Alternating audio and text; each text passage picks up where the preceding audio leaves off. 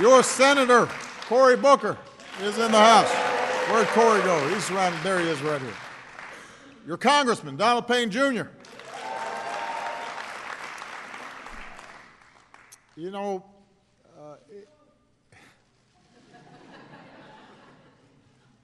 over the course of this year, I've been talking to people all across the country about reforming our criminal justice system to be fair, to be smarter, to be more effective.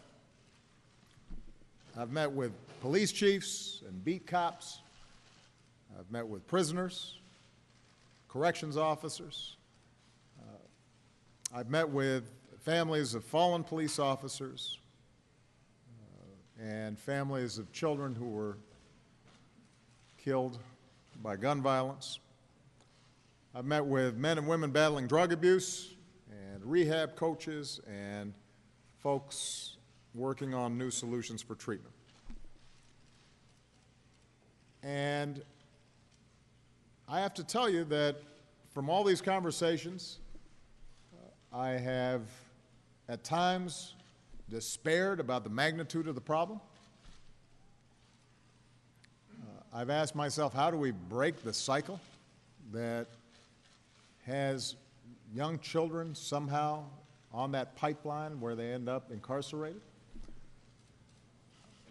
And yet, what's interesting is I've been really hopeful as well during the course of this year, because what I've seen is that there are people across the board,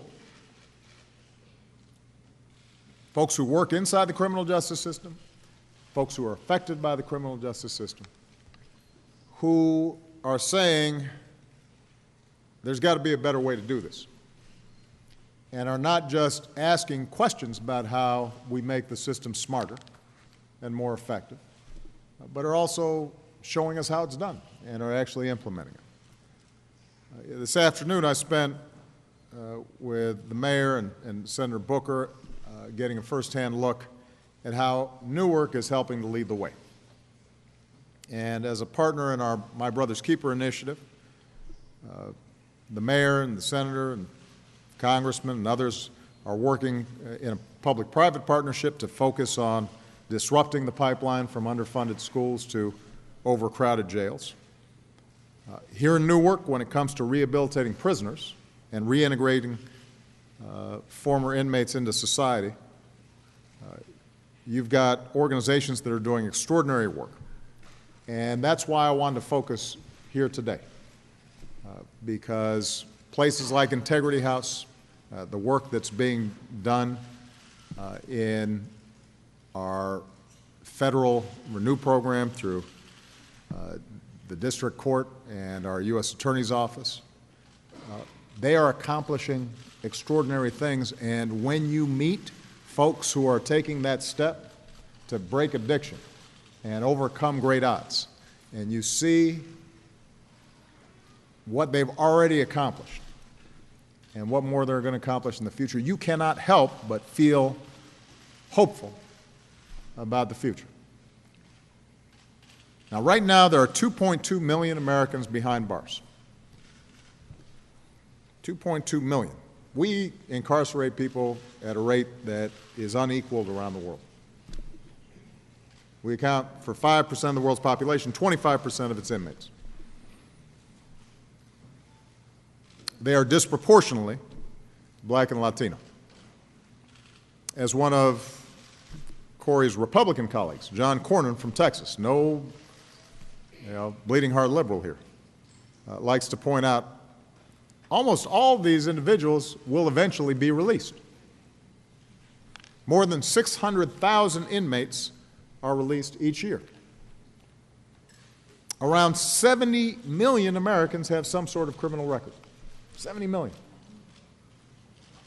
That's almost 1 in 5 of us. Almost 1 in 3 Americans of working age. Now, a lot of time, that record disqualifies you from being a full participant in our society, even if you've already paid your debt to society. It means millions of Americans have difficulty even getting their foot in the door to try to get a job, much less actually hang on to that job. That's bad for not only those individuals, it's bad for our economy. It's bad for the communities that desperately need more role models who are gainfully employed. So we've got to make sure Americans who've paid their debt to society can earn their second chance. And as I said before, we spent the day seeing people who are doing just that. Counselors, parole officers, small business owners who are giving folks a second chance. Federal judges who are not only being smart about sentencing, but are also helping to the extent that they're going in their own pockets just to help somebody who's transitioning out get the right clothes for a job interview. I've spoken to men and women who are part of programs like New Jersey STEP here at Rutgers-Newark. You're giving prisoners a second chance to start taking college courses before they're released so that they can re-enter society with marketable skills. And I've had a chance, as I said, to speak with folks who are working hard to get back on track. And I just want to highlight a couple of them. I hope you guys aren't embarrassed if you're here, because I'm really proud of what you're doing. Darrell Rose was arrested for a drug-related abuse charge in 2013, served 6 months in prison. Today he's a member of Integrity House. That's a treatment center that I visited earlier this afternoon, determined to become a productive citizen. And he's getting the counseling and support that he needs to achieve his goals, and Darrell's family is with him every step of the way. So we're very proud of Darrell. I don't know if Darrell's here. You here, Darrell?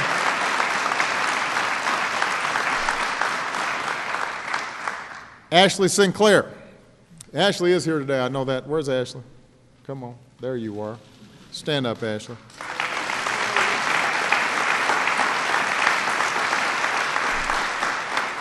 Ashley spent most of her 21 years on the streets and involved in crime.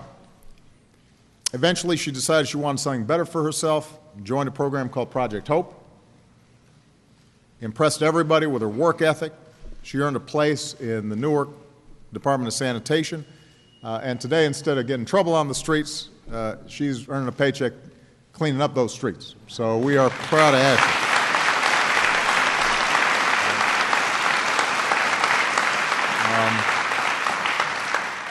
We want more success stories like these. It's good for everybody. It means less crime. It means less recidivism. It means less money spent on incarceration.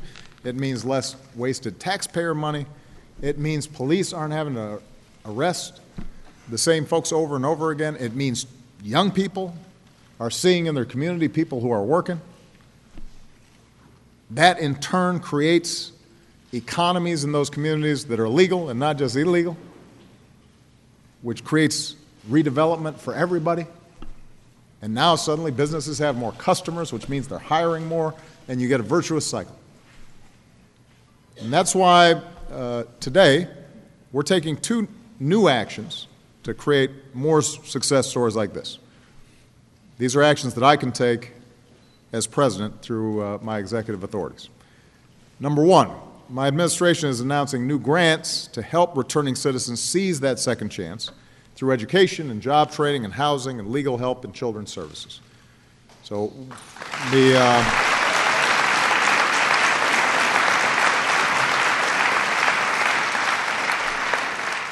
5 cities are announcing commitments of their own to help folks re-entering society to train for high-tech jobs, and we're going to be partnering with them and others to try to make sure that the good work that we saw here today, we can start expanding.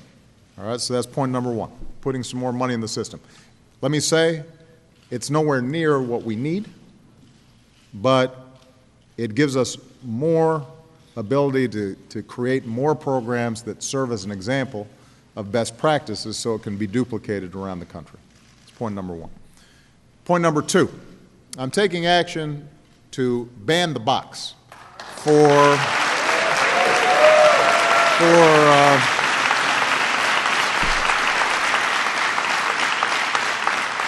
for the most competitive jobs at federal agencies.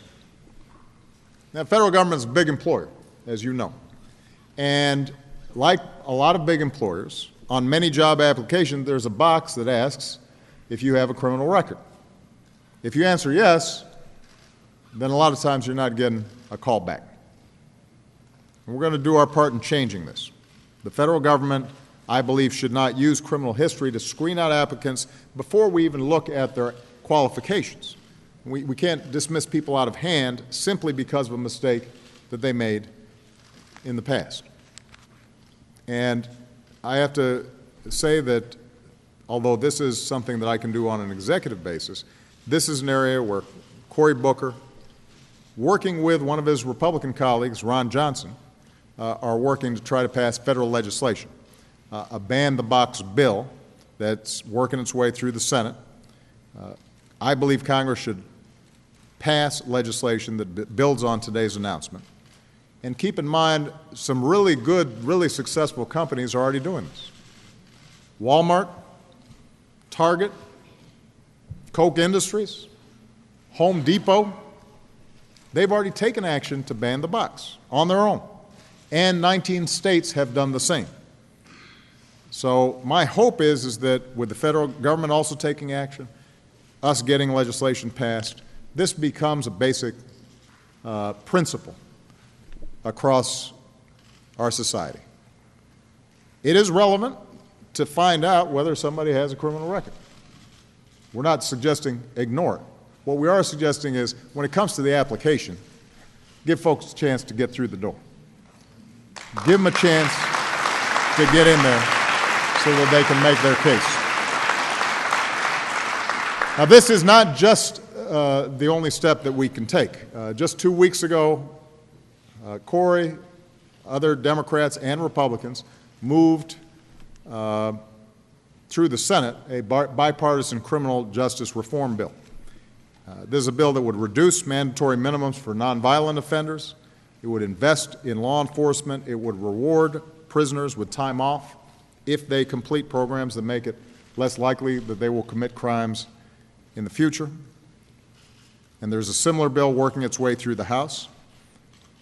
I urgently encourage both the Senate and the House to pass these bills. It will not completely change the system overnight, but it will lock in some basic principles that we understand are going to make us a fairer and safer society over the long term. And I am very proud of the work that those legislators are doing. I'm especially proud because it's not typical that Democrats and Republicans get together on useful legislation. Let's face it. But this is an area where we've seen some really strong bipartisan work, and I'm very encouraged by that. There are so many Americans who desperately want to earn a second chance. And I already mentioned Darrell and Ashley. I'm going to call out one other person. Daquan Rosario. Where's Daquan? He's looking very sharp in his suit today. Where's Daquan?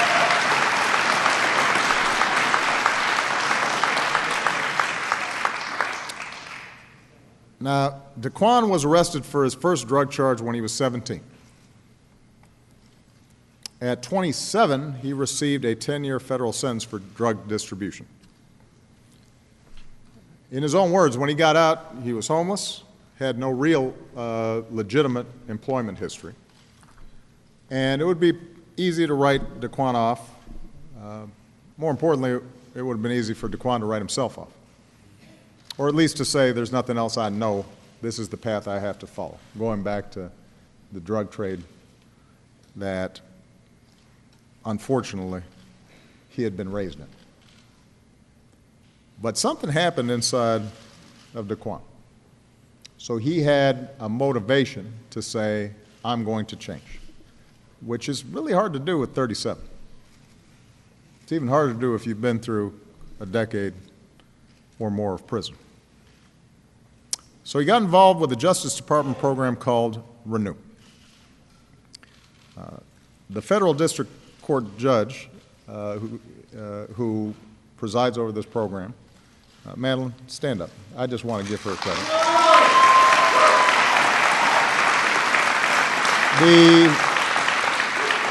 The probation officer who worked with him, Kevin, who helps run this program,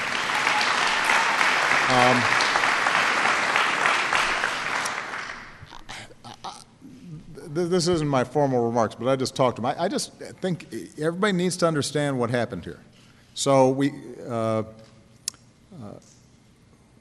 with the help of our U.S. Attorney, Paul Fisher is right here. Paul, stand up. The Justice Department, the federal district court judge, the probation officer, they all set up a system in which Daquan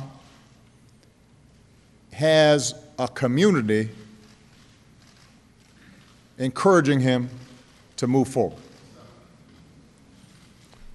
If he doesn't have the right suit for a job application, they're helping him do that. If he doesn't have enough money to eat that week, they're seeing if they can scrape something together. If he's interested in going back to school, what happened was that these folks helped to scrape together school fees for him, including through the second chance dollars that we generate through the Justice Department. And as Daquan just told me, he said, look, I'm not saying that everything's easy. You've got to want it yourself.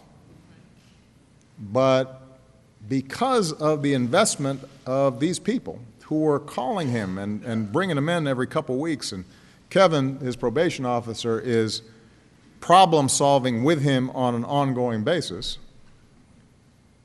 Daquan found a job in medical transportation.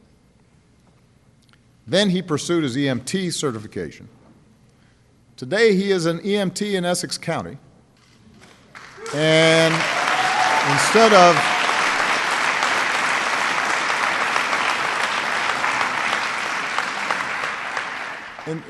of peddling drugs that are destroying lives, he's saving lives. He's making the community better. And I just want to highlight this story because here you've got a situation where officers of the court, judges, probation officers, U.S. attorneys, pastors, community leaders, business leaders are all coming together saying, what's the problem we're trying to solve here? The problem we're trying to solve is not just to keep on catching people and putting them back in jail. The problem we're trying to solve here is giving people a foundation through which they can then become productive citizens. And the judge was mentioning how when she saw Daquan or some of the other folks who have gone through this program graduate, that's the best thing that happens to her as a judge, because she understands that's the goal. The goal is to prevent crime. The goal is to make sure that folks are fairly punished when they break the law. But the ultimate goal is to make sure that folks are law-abiding, self-sufficient, good citizens. And everything we do should be designed towards that goal. And if we're doing a good job there, then crime will go down, and it will stay down. That's our goal, where everybody has a chance to contribute. And that's what these outstanding folks that I met with here today are committed to. That's what Mayor Baraka and Cory Booker and Don Payne Jr. and others are committed to. That's what I'm committed to. This is not easy. And as I've said before, we can't have the criminal justice system carrying the entire load of solving all of society's ills. We're a lot better off if we catch Daquan when he's 5 or 12 or 18 than when he's 37. We're a lot better off if we're investing in economic development and housing and jobs and adequate funding for schools and making college more affordable on the front end. But Daquan's story, like the stories that so many people in this auditorium can tell, is that it's not too late. There are people who have gone through tough times. They've made mistakes. But with a little bit of help, they can get on the right path. And that's what we have to invest in. That's what we have to believe. That's what we have to promote. That's why I'm so proud of what Newark's doing, and that's what I hope everybody learns. Thank you very much, everybody. God bless you. God bless the United States of America. Thank you.